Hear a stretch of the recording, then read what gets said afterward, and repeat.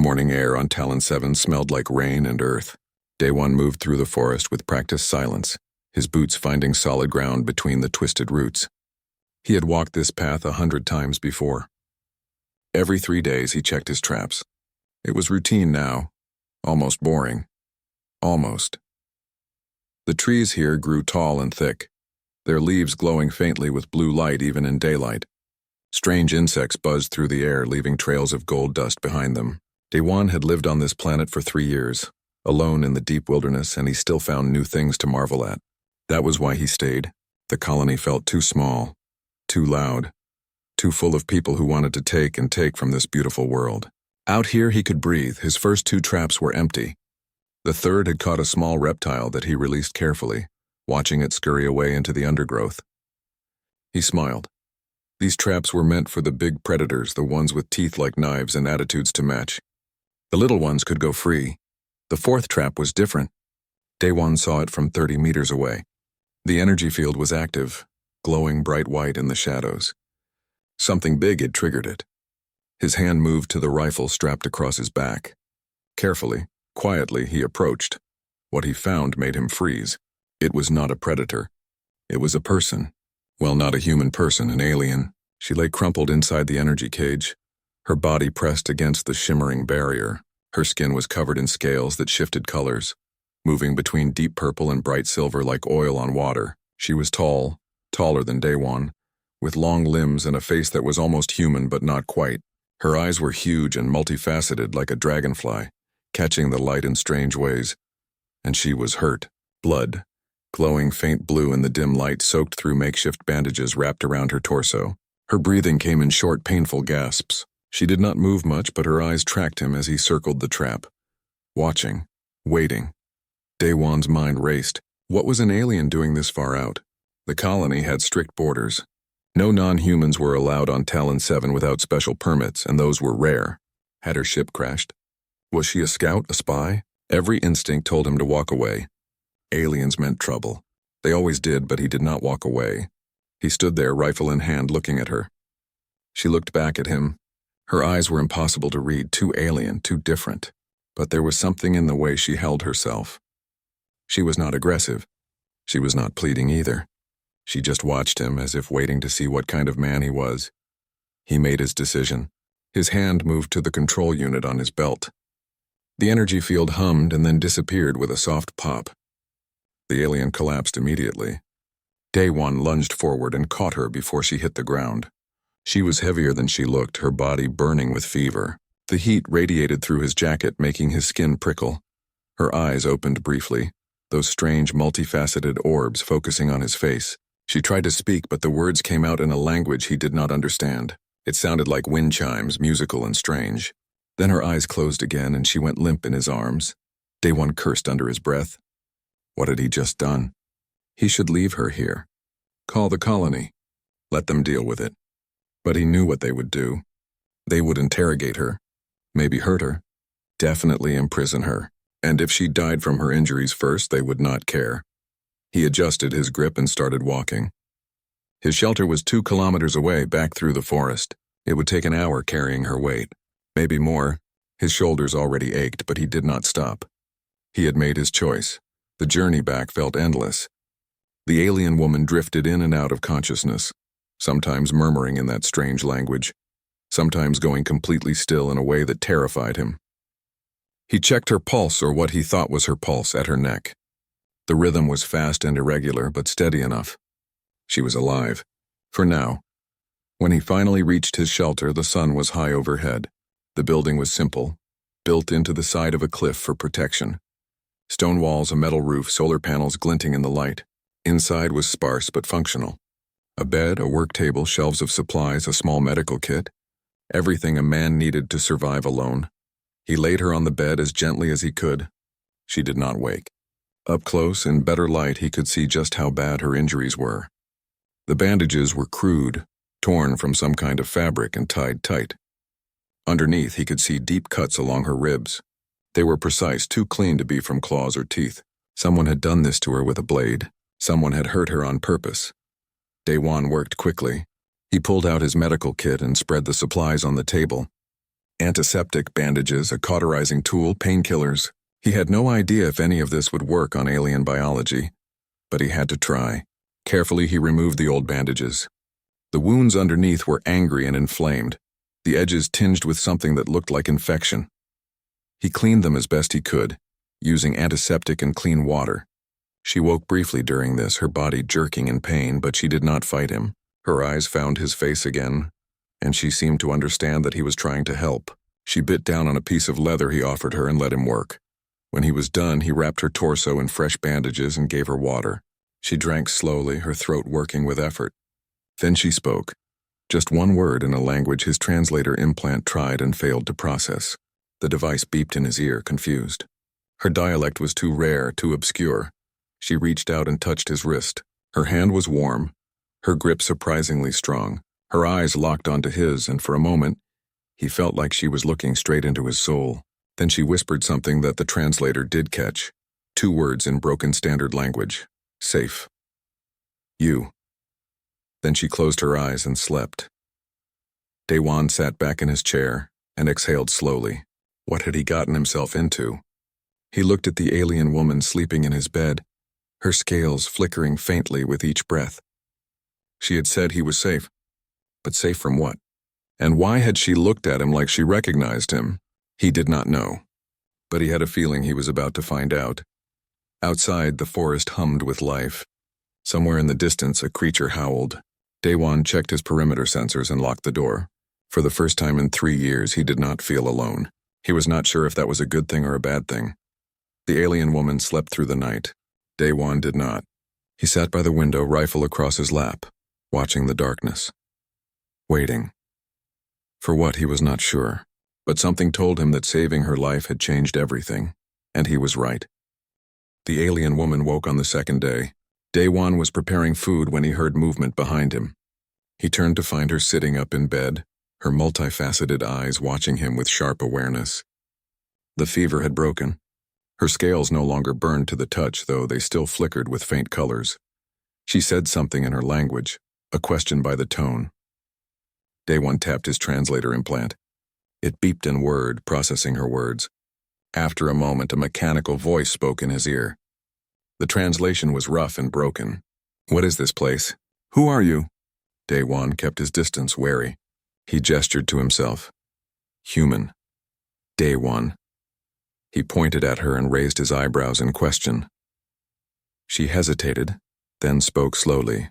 The translator caught it this time. Hana. My name is Hana. Her voice was strange, layered somehow, as if multiple tones were speaking at once. She looked down at her bandaged torso, then back at him. You helped me. Why? Daewon shrugged. You were hurt. That is enough. He brought her a bowl of soup, made from local vegetables and dried meat. She took it carefully, sniffing it first. Testing it smart, he did not take offense. If he were in her position, he would do the same. She ate slowly, her eyes never leaving him. The silence stretched between them, awkward and heavy. Daewon busied himself cleaning his rifle, checking the charge pack, wiping down the barrel. But he could feel her stare. It made his skin prickle. Finally, he could not take it anymore. What happened to you? Who hurt you? Hana set down the bowl. Her scales shifted to a darker purple, almost black. For a long moment, she said nothing. Then quietly she answered. Humans. Humans hurt me. The words hung in the air like a threat. Daewon stopped cleaning his rifle. He looked at her, really looked at her. She was not afraid of him despite everything. She sat there calmly, watching to see what he would do with that information. I am human, he said carefully, but I am not them. I do not know who hurt you, but it was not me. Hana tilted her head, a gesture that felt almost bird-like. I know, I watched you before, for many days. You are different. She paused as if searching for the right words. You live alone. You help the small animals in your traps. You do not take more than you need from this world. You are gentle. Daewon felt cold wash over him. You watched me? For how long? 7 days. She said it without shame, without apology. I followed you. I watched where you went. What you did, I needed to know if I could trust you. His hands tightened on the rifle. And the trap? You walked into it on purpose? Hana nodded. Yes, I was too weak to approach you directly. I needed your help, but I could not ask. So I let you find me. I let you decide. She met his eyes steadily. You decided to help. That is why I trust you now. Daewon stood up, anger and confusion warring inside him. He paced the small room. So all of this was planned? You used me? No, Hana's voice was firm. I needed help. I was dying. Would you rather I had died in the forest alone, or should I have walked up to your door and hoped you would not shoot me? Her words stopped him. She was right. If she had appeared at his door, injured and alien, he probably would have panicked, maybe even shot first and asked questions later. By letting him find her in the trap, she had given him time to think. Time to choose. He sat back down, exhaling slowly. Tell me everything. Why are you here? What happened? Hana looked down at her hands. Her scales flickered, shifting through colors rapidly. I am a tracker. I work for the Vrail Collective. We received a signal from this planet. A human signal, not a distress call. A weapon signature, Daewon frowned. What kind of weapon? A biological weapon, made to kill non-humans. She looked up at him, her strange eyes reflecting the light. Your people have been developing it in secret, here on this planet hidden in the wilderness. He felt sick. No. The colony would not do that. They mine minerals. They harvest plants. They do not make weapons, not the colony. A separate group, hidden, illegal. Hana's voice was hard. My unit was sent to investigate. We found the facility. We gathered evidence. But someone warned them we were coming. She paused, pain flashing across her face. They killed my entire unit. I barely escaped. Daewon sat in stunned silence. A weapon facility. On Talon 7. How had he not known? How had the colony not known? Where is this facility? He asked quietly. North, deep in the mountains. 3 days' travel from here. Hana looked at him intently. That is why I came to this area. The signal originated near your territory. I tracked it. And I found you. You think I'm involved? His voice was cold. No, if I thought that, you would be dead already. Hana said it matter-of-factly, without threat. I watched you for 7 days, remember? You are not a soldier. You are not a scientist. You are just a man who wants to be left alone. She leaned forward slightly. But now neither of us can be left alone. They know I survived. They will come for me. And when they find me here with you, they will come for you too. Daewon felt the weight of her words settle over him like a stone. He had saved her life. And in doing so, he had painted a target on his own back. Before he could respond, his perimeter alarm shrieked to life. The sound was piercing, urgent. Something had crossed the outer sensors. Something big. Multiple somethings. Hana was on her feet instantly, moving despite her injuries. Her scales shifted to pitch black. A color Daewon instinctively knew meant danger. They are here, she said quietly. Already. Daewon ran to the window and looked out. In the distance, through the trees, he saw lights. Flashlights, at least 6 of them. Moving fast. Moving toward his shelter. Then he heard the voices. Human voices. Shouting coordinates. Closing in, Hana moved beside him. I am sorry, she said softly. I brought this to you. Daewon grabbed his rifle and checked the charge. It is too late for sorry. If we want to live, we need to move. Now. Outside, the lights grew closer. The hunt had begun. Daewon moved fast. He grabbed his emergency pack, the one he kept ready for situations exactly like this. Food, water, medical supplies, ammunition. His hands worked automatically while his mind raced. The lights outside were close now. Maybe 300 meters. Maybe less. Hana watched him with those unreadable eyes. How many exits? She asked. 2. Front door and a back tunnel. The tunnel leads into the cliff. Daewon threw the pack over his shoulders. But they will know about both. They will have studied this place before coming. Then we make a 3rd exit. Hana moved to the western wall. She pressed her hand against the stone, feeling it. Here. The stone is thinner here. Do you have explosives? Daewon stared at her. You want to blow a hole in my home? Do you want to live? Her voice was calm but urgent. They will expect you to run through the exits, they know. We surprised them. He hesitated only a second, then nodded. He ran to his supply cabinet and pulled out 3 small charges, mining explosives meant for clearing rock. He had used them to expand his shelter years ago. Now they would be his escape. Hana took the charges and placed them expertly on the wall, forming a triangle pattern. She worked quickly despite her injuries, her movements precise. Where did you learn to do that? Daewon asked. I am a tracker. We learn many things. She set the timer for 30 seconds. When this goes, we run. Do not look back. Do not hesitate. Understand? He understood. Outside, he could hear boots on the ground now. Voices calling out. Someone shouted his name. Day 1, we know you are in there. Come out, bring the alien. We just want to talk. Lies, Day 1 knew that tone. He had heard it before in the colony, when the administrators wanted something and did not care how they got it. These people did not want to talk. They wanted him and Hana dead. Hana activated the charges. 30 seconds. She grabbed a piece of cloth and tore it, wrapping it around her torso to secure her bandages. Then she picked up a metal rod from Day 1's tool bench. Not much of a weapon, but better than nothing. 20 seconds. The voices outside grew impatient. Last chance. Come out or we are coming in. 10 seconds. Day 1 and Hana crouched near the wall, covering their ears. The explosion was deafening. The wall blew outward in a shower of rock and dust. The entire shelter shook. Alarms blared, and then they were moving, diving through the smoking hole into the forest beyond. Behind them, shouting erupted. Someone yelled about the western wall. Boots pounded on the ground. A weapon discharged, plasma fire sizzling through the air above Day 1's head. He ducked and ran faster. Hana was ahead of him, moving like a ghost through the trees despite her injuries. She was fast, faster than any human. Day 1 struggled to keep up, his lungs burning. The forest was dense here, the undergrowth thick, good for hiding, bad for running. More plasma fire. A tree beside him exploded in a shower of splinters. Day 1 fired back blindly, not trying to hit anything, just trying to make them keep their heads down. His rifle kicked hard against his shoulder. 3 shots. 4. Then he was running again. They ran for what felt like hours, but was probably only 10 minutes. Finally, Hana stopped in a small clearing.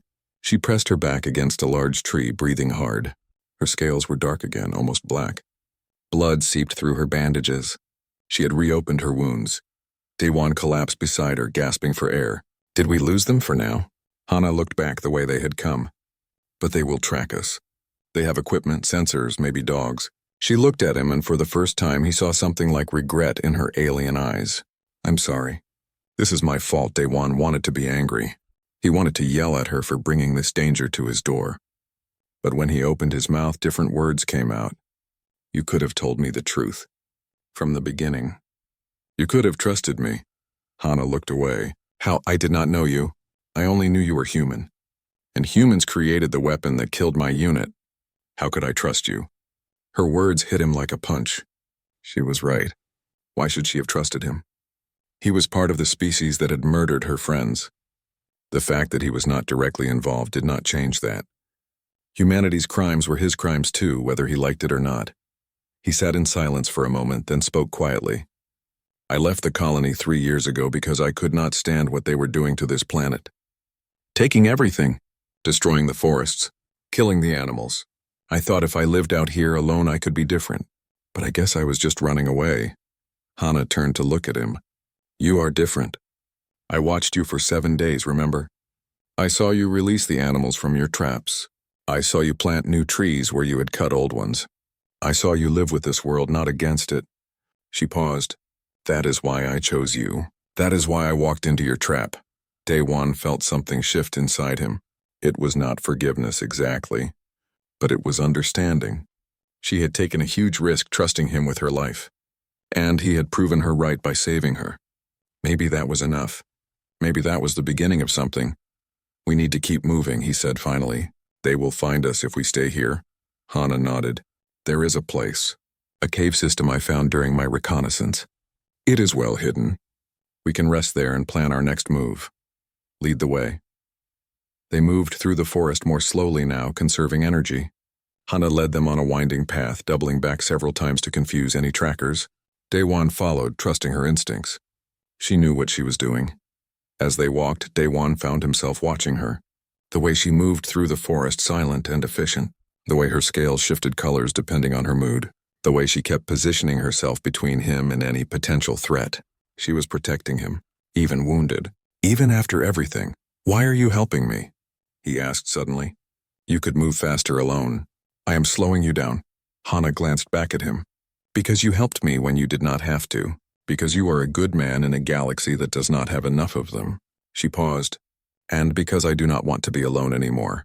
The confession hung in the air between them. Day one realized with a start that they were the same, he and Hana.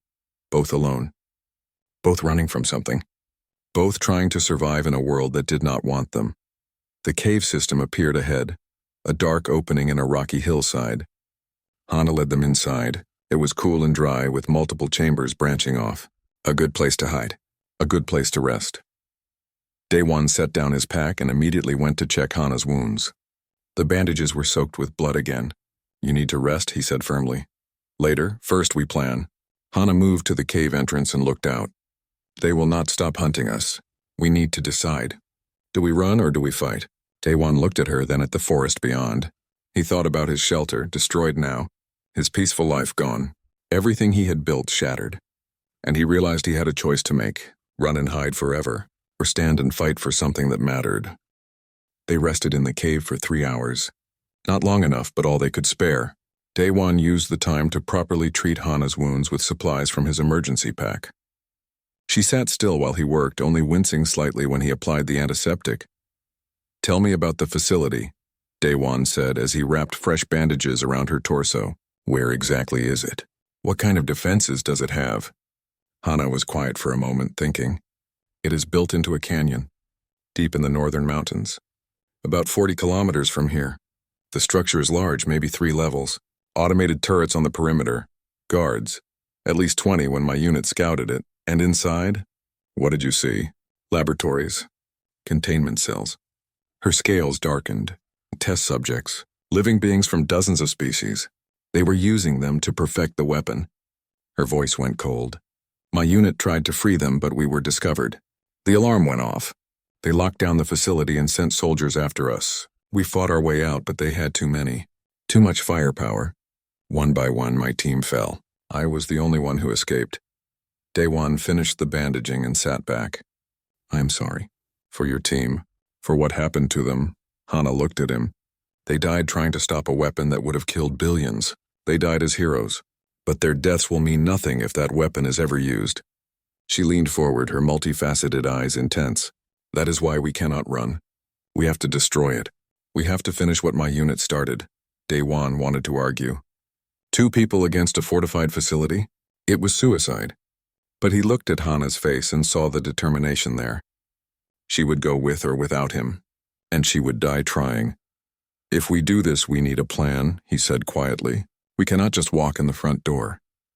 Hana's scales shifted to a lighter color, almost hopeful. You will help me. Day one nodded slowly. Those people destroyed my home. They tried to kill us, and they are making a weapon to commit genocide. He met her eyes. Yes, I will help you. But we do this smart. We use the terrain. We use surprise. We survive. For the first time since he had met her, Hana smiled. It was a strange expression on her alien face, but genuine. Thank you. She stood up, testing her mobility. The bandages held. I know a route through the mountains. It will take us 2 days to reach the facility. We should leave now while we still have darkness. They gathered their supplies and left the cave. The night was clear, the stars bright overhead. Day one had never paid much attention to the stars before. But now, looking up at them, he realized how small he was. How small all of this was. And yet it mattered. Every choice mattered. They traveled through the night and into the next day, moving carefully through the wilderness.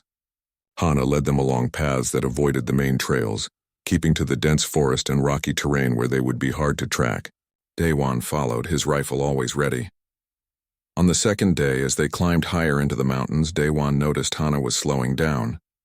Her breathing was labored. Her scales kept flickering between colors, unable to settle. She was pushing herself too hard. We should rest, he said. No, we are close. Just a few more kilometers. She kept walking, but her steps were unsteady.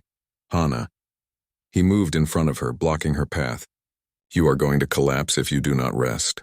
We will not be able to destroy anything if you die before we get there. She swayed slightly, then nodded. You are right. I am sorry. She looked past him toward the mountains. I need to finish this. For my unit. For everyone who will die if that weapon is used.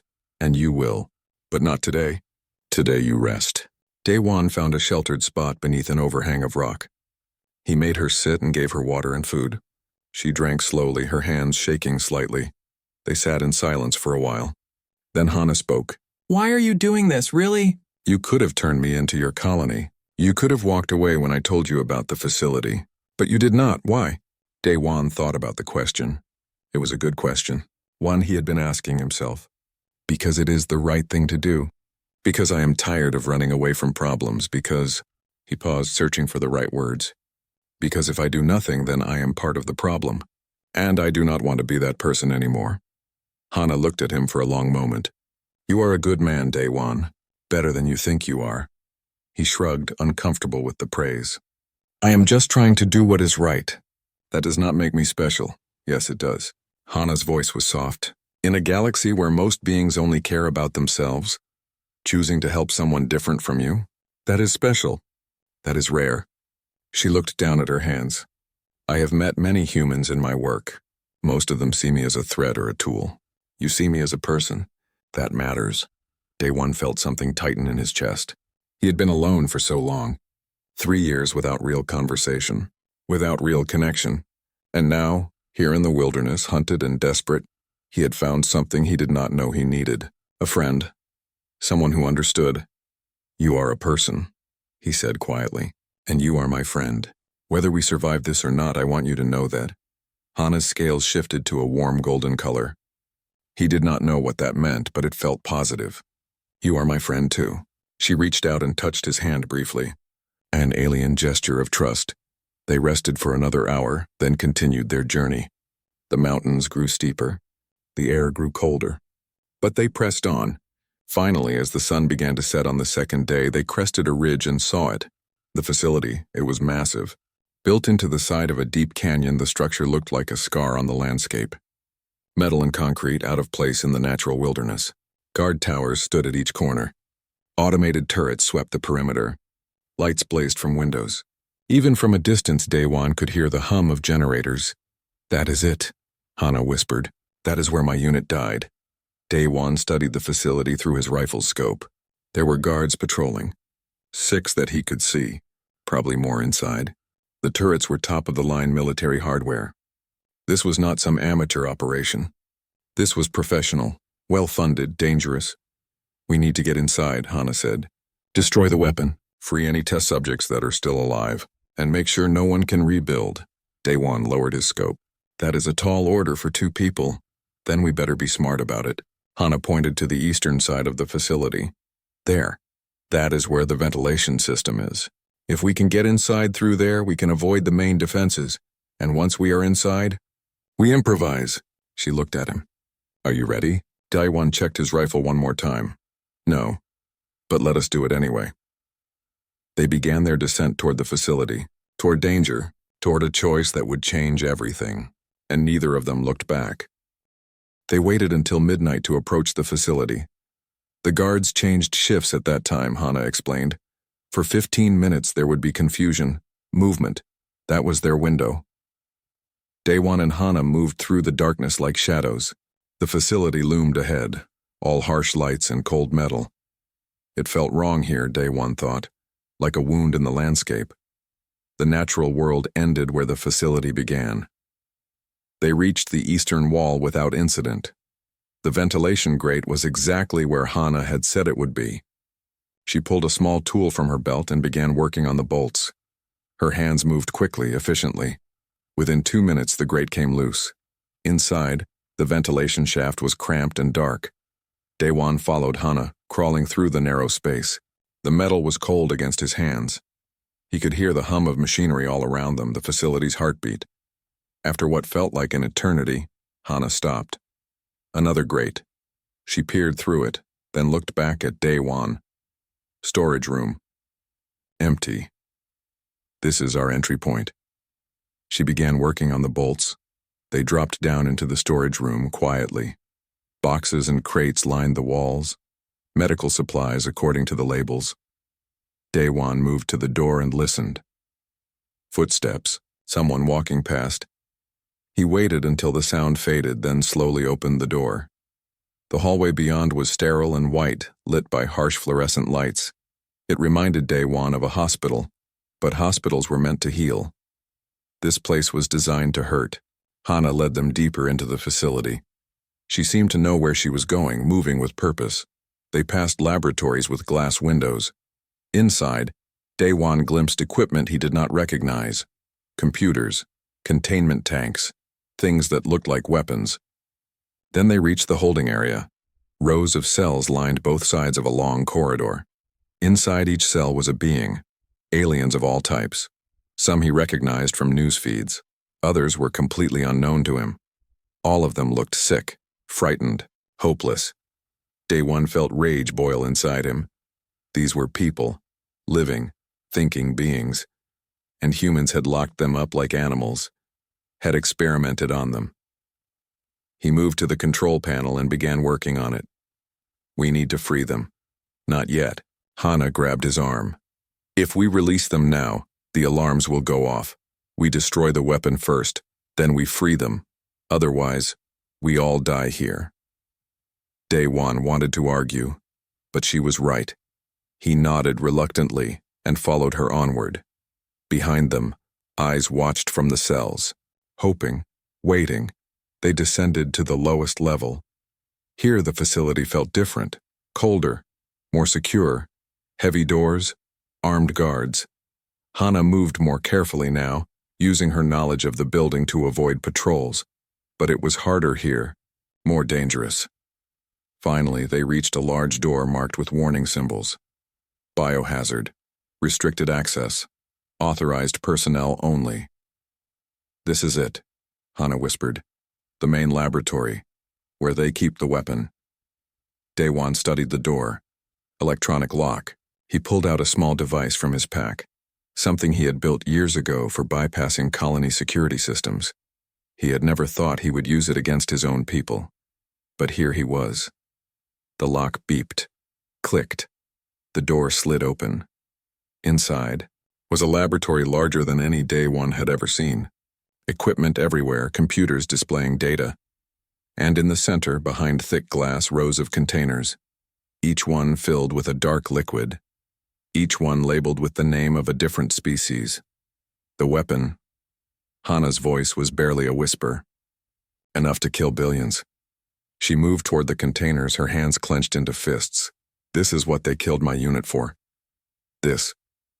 Before they could reach the containers, a voice spoke from behind them. I was wondering when you would arrive. Daewon spun around, rifle raised. A man stood in the doorway, mid-50s, gray hair, wearing a white lab coat. His expression was calm, almost pleased. Behind him, 6 armed guards filed into the room, weapons trained on Daewon and Hana. I am Director Taiman. The man smiled slightly. I run this facility, and I must say I am impressed. You made it much further than her previous unit did. Hana's scales went black. Her body tensed. You killed them. You killed my friends. I did what was necessary. Taiman's voice was cold. Your unit was interfering with critical research that will ensure humanity's survival in this galaxy. By committing genocide? Daewon's voice shook with rage. By creating a weapon to wipe out entire species, by protecting our own kind. Taiman gestured at the containers. Humanity is outnumbered in this galaxy, surrounded by species that see us as a threat. This weapon ensures that if they come for us, we can defend ourselves. It is not genocide. It is survival. It is murder. Daewon took a step forward. The guards tensed. And you know it. You are not defending humanity. You are destroying what it means to be human. Taiman's expression hardened. You are a traitor, working with the enemy, helping the very creatures this weapon was designed to stop. Do you really think she cares about you? She is using you. The moment you are no longer useful, she will abandon you. He is wrong. Hana's voice cut through the tension. Daewon is not my tool. He is my friend. He chose to help me because he is a better human than you will ever be. She looked at Daewon. And I would die for him. Just as he would die for me. The words hit Daewon like a physical force. He looked at Hana, and in that moment, he knew it was true. They would fight for each other, die for each other, because that was what friends did, what family did. Taiman laughed. How touching. A human and an alien, united against their own kind. It would be poetic if it was not so pathetic. He nodded to the guards. Kill them both. Make it quick. The guards raised their weapons. Time seemed to slow. Daewon saw Hana tense, ready to fight even though they were outnumbered. He saw the guards' fingers tightening on triggers. He saw the containers of death behind them, waiting to be unleashed on the galaxy. And then he made a choice. He threw himself at the nearest console and slammed his fist on the emergency override. Alarms blared. Red lights flashed. And throughout the facility, cell doors began to open. The guards hesitated, confused. Taemin's face went pale. What have you done? I freed them. Daewon smiled grimly. All of them. Every test subject in this facility. And they are very, very angry. Hana moved. Faster than the guards could react. She grabbed the nearest one, using his body as a shield. Daewon dove behind equipment as plasma fire erupted. The laboratory descended into chaos. Through the doorway, Daewon could see freed prisoners flooding the corridors. Some ran for exits, others turned on their captors with rage. The facility was falling apart. We need to destroy the weapon, Hana shouted over the noise. Now! Daewon pulled the last explosive from his pack. It was small, but it would be enough. He armed it and threw it toward the containers. Get down! The explosion was massive. Glass shattered. The containers erupted in flames. The weapon, all that death and suffering, burned away. The heat was intense. The shockwave knocked Daewon off his feet. When the smoke cleared, Taemin was gone. Fled. The guards lay unconscious, and Hana was pulling Daewon to his feet. We have to go. This whole place is coming down. They ran. Behind them, the facility burned. And in the chaos, hope was born. They ran through burning corridors. Smoke filled the air, making it hard to breathe. All around them, alarms screamed. The facility was tearing itself apart. Explosions echoed from deeper inside as fuel lines ruptured and equipment overloaded. Freed prisoners ran past them in all directions. Some were injured. Some were helping others. Daewon saw a large reptilian alien carrying two smaller beings in its arms. He saw a crystalline creature that glowed with internal light, guiding a group toward an exit. Even in chaos, there was kindness. This way, Hana pulled Daewon toward a stairwell. They climbed, their legs burning with effort. Behind them, another explosion shook the building. The walls cracked. The ceiling groaned. They reached the second level. Ahead, Daewon could see daylight through a damaged wall. Freedom. They were almost there. But then Hana stumbled. She caught herself against the wall, her scales flickering rapidly. Blood soaked through her bandages again. Your wounds. Daewon moved to support her. We need to get you medical help. I am fine. Keep moving. But her voice was weak. She was not fine. She was dying. Above them, something groaned. Daewon looked up just in time to see a section of ceiling breaking loose. Heavy metal and concrete falling directly toward them. Without thinking, Hana shoved him hard. He flew backward, landing several meters away. The debris crashed down where he had been standing, and Hana was underneath it.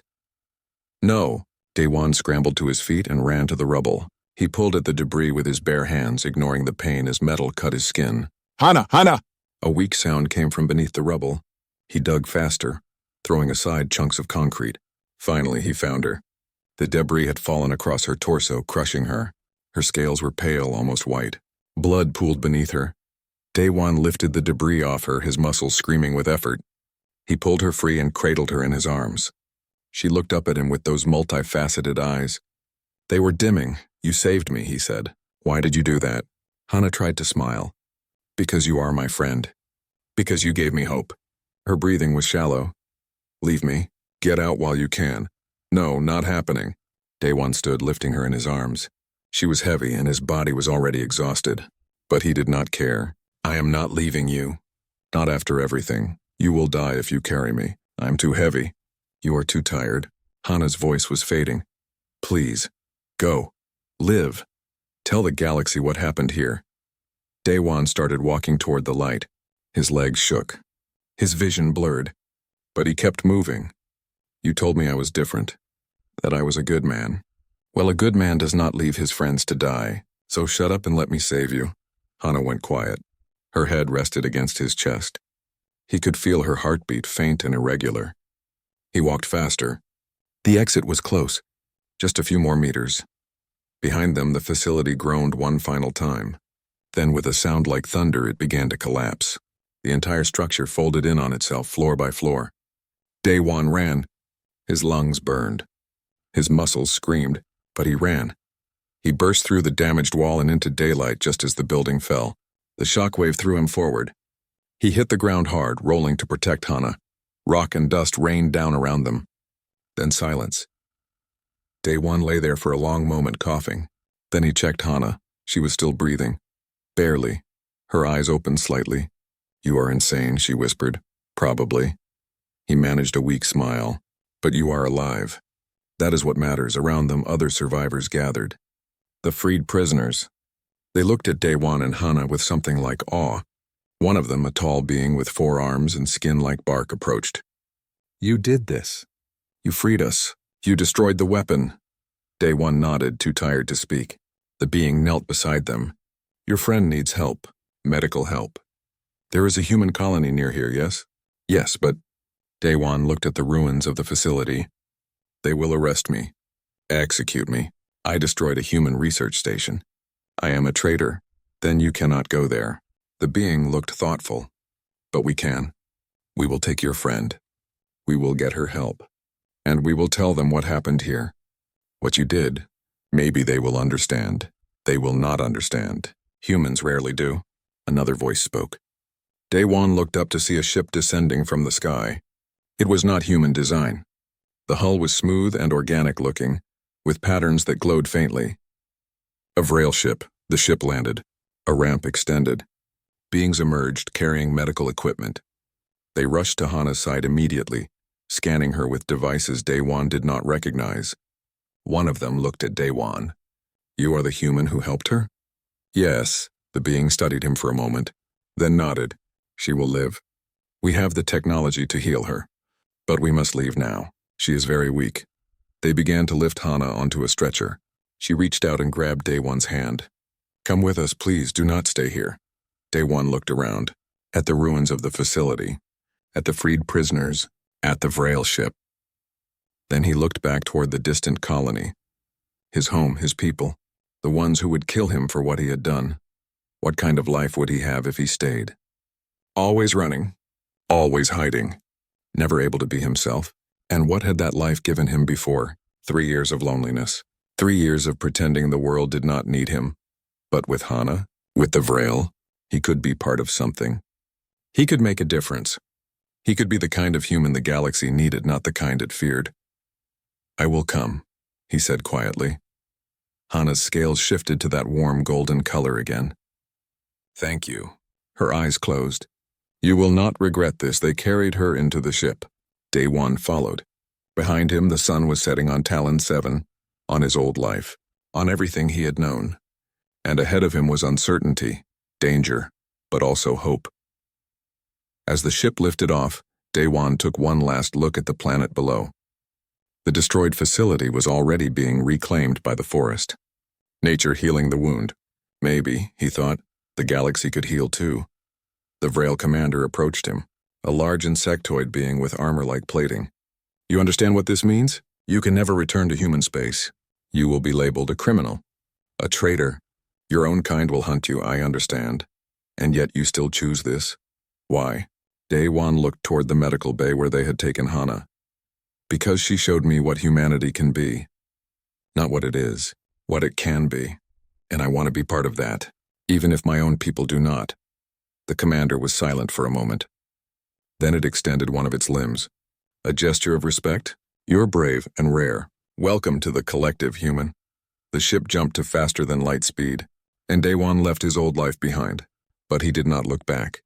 He only looked forward, to whatever came next.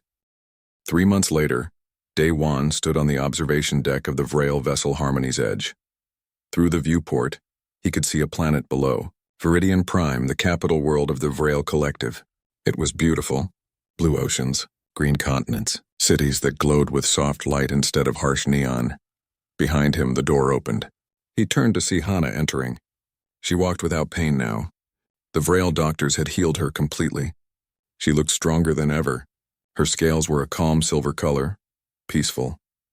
"You are awake early," she said, moving to stand beside him. "Could not sleep?" Daewon shook his head. "Just thinking. About everything that has happened. About what comes next." Hana looked out at the planet. "Are you having regrets?" "No," he said it immediately, firmly. "I lost my home, my people, but I gained something more important. Purpose. And a friend." Hana's scales shifted to that warm golden color. "Family. You gained family." She looked at him. "That is what you are to me now. Not just a friend. Family." Daewon felt warmth spread through his chest.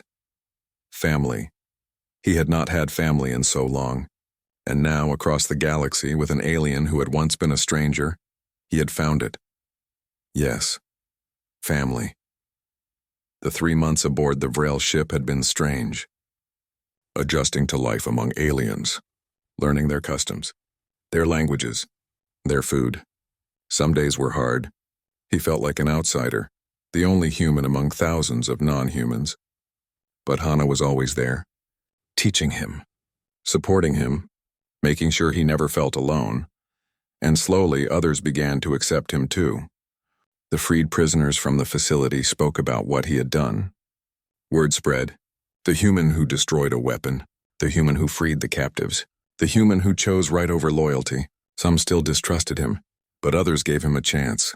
The Vrel Collective had offered him asylum, protection, a new life.